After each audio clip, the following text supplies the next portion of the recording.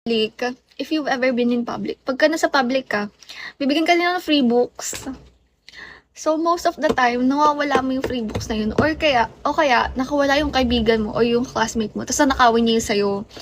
Ganun nangyari. Ang nangyari sa akin lang, hindi pala siya nanakaw, nandito lang siya somewhere sa bahay. So, nung naglinis-linis kami, like, nung nag-college na ako nun, kasi syempre, di ba, may bagong books na parating. Di make way. Hello everyone!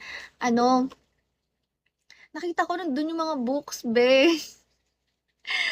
Walang niya, may multa pa naman yun na yung 100 plus kada book na mawala mo. Ang tanga ko lang.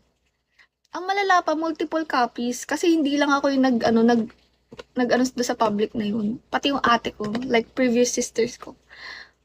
Galing din sila doon. Try mo, pera ni Juan Chinkistan. I've seen that. Pero it's more on, I wanna try yung yung sa Japanese, like yung horror book nila, like, hindi ko nakita ko lang siya sa TikTok eh. Pero it's more on horror stories. Or Peso Warrior. Yun yung ipon tips, 'di ba? How to be rich. Yung pulube na book. Pero hindi kasi ako mabilihin sa book eh. Siguro if meron siyang hello Taguro. If meron siyang like ebook.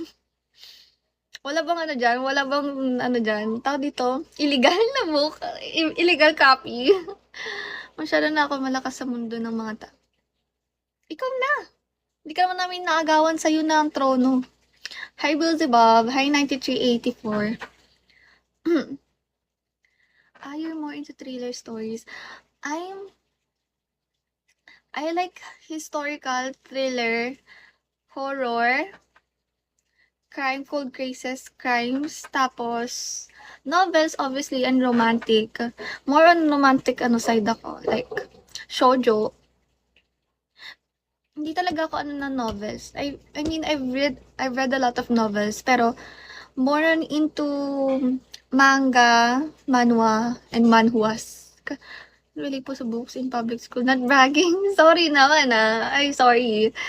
Sorry, taga-private ka pala. Hi, Willow. Hi, new pan. Yan. Ilang taon ka na ba? Hi, sweet. Hi, kid grade. Yun lang. Pero naming books.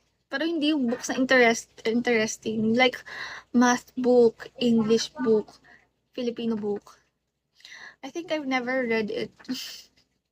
I read it, pagka may mga school works na need galing sa pero kasi ngayon kasi parang hindi na mandatory gumamit ng books, diba? More on like, kapag ka nasa college ka na, papabilhin ka lang ng books para magkaroon ka ng dagdag grades. Lately for a weekend, as I remember. Sa public, siguro kasi if galing ka ng public, hindi ka naman sasanay sa if galing ka ng private, hindi mo magugustuhan ng public. Kasi, para kang nepo baby.